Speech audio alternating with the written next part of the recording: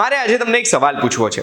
માની લો તમે તમારું કામ કરી રહ્યા છો, કામ કરતા કરતા ફોનની રિંગ વાગે છે, ફોન તમે ઉપાડો છો અને સામેથી વ્યક્તિ એવું કહે છે કે તમારું મોકલેલું પાર્સલ પકડાઈ ગયું છે, જે પાર્સલમાં નકલી પાસપોર્ટ, ડ્રગ્સ, ગોળીઓ, બંદૂકો કે એવી કોઈ પણ ઇલીગલ વસ્તુ હતી અને એ પાર્સલમાં તમારું નામ લખેલું છે. તો 2 સેકન્ડ માટે આપણે ફફડી તો ઉઠીશું ને. આવો કોઈ ફોન આપણને આવે તો આપણે શું કરવું જોઈએ અને કઈ રીતે ભોળવાઈ ના જવા જોઈએ, એ જો તમે જાણવા માંગતા હોય તો એના માટે ધ્યાનથી સાંભળજો. હું તમને એક વાત કહું.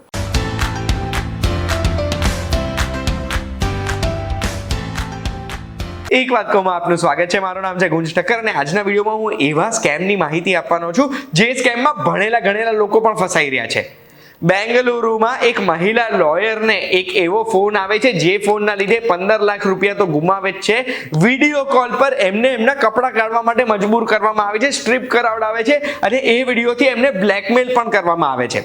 બધી વાતની શરૂઆત થાય છે 3 એપ્રિલના દિવસે, જ્યારે એમને એક કોલ આવે છે અને કહેવામાં આવે છે કે બેન, હું એક કુરિયર કંપનીમાંથી બોલું છું. આ કંપનીમાં તમે એક પાર્સલ થાઈલેન્ડ મોકલાયું છે અને એ પાર્સલમાંથી ઇલીગલ વસ્તુઓ પકડાઈ છે. બેન ડરી જાય છે એટલે એ વ્યક્તિને બેન પોતાની બધી પર્સનલ ઇન્ફોર્મેશન શેર કરી દે છે, આધાર નંબર, બેંક ડિટેલ્સ ને બધું જ. એના પછી એક એવા વ્યક્તિનો એમને ફોન આવે છે જે વ્યક્તિ એવું કહે છે કે ભાઈ, હું પોલીસ વાળો બોલું છું, મુંબઈથી એક પોલીસ સ્ટેશનથી ફોન કર્યો છે, તમે તો ગયા. એની સાથે સાથે CBIના એક વ્યક્તિનો પણ એમને કોલ આવે છે. આ બધું ચાલી રહ્યું છે ત્યારે એમને જોડે જબરદસ્તી એમના કમ્પ્યુટરમાં સ્કાઈપ ડાઉનલોડ કરાવડાવવામાં આવે છે. સ્કાઈપ ડાઉનલોડ કરાવવામાં આવે એના પછી એમને 35 કલાક સુધી ફોન ચાલુ રખાવડાવે છે. એવું કહે છે કે ભાઈ, તમારી પાસે જે પૈસા છે એનું અમને પ્રૂફ નથી આપતા, ત્યાં સુધી આ પૈસા અમારી કસ્ટડીમાં રહેશે ને એમના અકાઉન્ટમાં જે 15 લાખ રૂપિયા હતા એ ટ્રાન્સફર કરી દેવડાવવામાં આવે છે એમના અકાઉન્ટમાં. એટલું જ નહીં, 5મી એપ્રિલે સવારના 1 વાગે એમને એવું કહેવામાં આવે છે કે તમારું નાર્કો ટેસ્ટ થશે.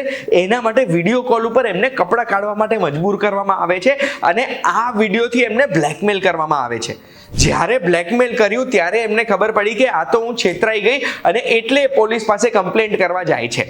તો આજે સવાલ એ છે કે આટલા સરળ સ્કેમમાં પણ આપણે આજે કેમ ફસાઈએ છીએ, જ્યારે આપણને ખબર છે કે આપણે કોઈ પણ આવું પાર્સલ મોકલ્યું નથી. અને એટલે જ હું તમને ટિપ્સ આપવાનું છું, જે ટિપ્સથી આપણને ખબર પડી જવી જોઈએ કે આ એક સ્કેમ જ છે. સૌથી પહેલું, કોઈ પણ સ્કેમમાં ના ફસાવા માટે આપણે શું કરવું જોઈએ? આપણે પેનિક ના કરવું જોઈએ, આપણે ડરવું ના જોઈએ. તમને ફોન આવે છે કે તમારું પાર્સલ પકડાઈ ગયું છે જેમાં ડ્રગ્સ હતા, તમને ફોન આવે છે તમારું બેંક એકાઉન્ટ બ્લોક થઈ જશે, તમને ફોન કે મેસેજ આવે છે લાઇટ કાપી જશે, કે પછી તમને એવું કહે છે કે અત્યારે અમે આવીને તમને મુક્કા મારીને ધોઈ દઈશું. કોઈ પણ વસ્તુની ધમકી આપવામાં આવે છે, ડરાવવામાં આવે છે ને આપણી અંદર ડરની ભાવના ઊભી થાય છે ને, એના પછી સૌથી પહેલા એ કરો જે હું કરું છું. ગૂગલ પર જાઓ. ગૂગલ પર તમને જે કહેવામાં આવ્યું છે ને એ લખો અને એની પાછળ ફક્ત સ્કેમ વર્ડ લખો.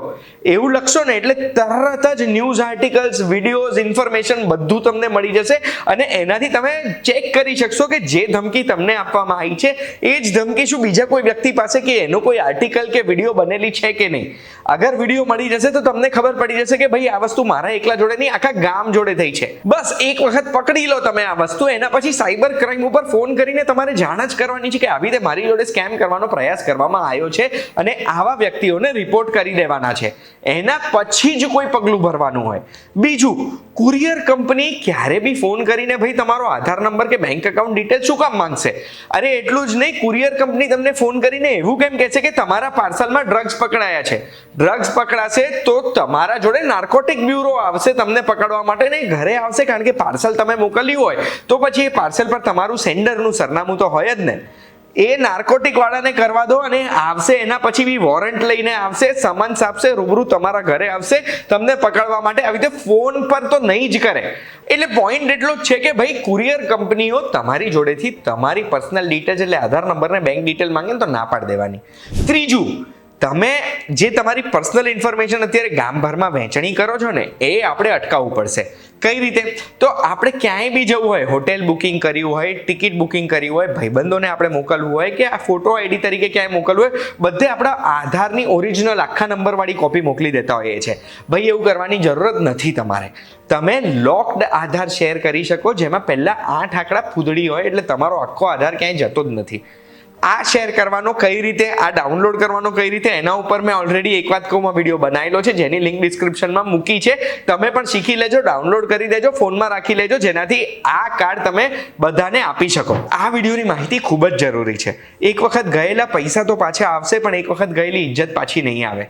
એટલે આવી રીતે ડરાઈને ધમકાઈને તમારી સાથે કોઈ પણ વ્યક્તિ કંઈ બી ના કરાવી શકે, એના માટે આ માહિતી દરેક વ્યક્તિ સુધી પહોંચાડો અને બસ પેનિક ના કરો, એટલું જ એમને શીખવાનું છે.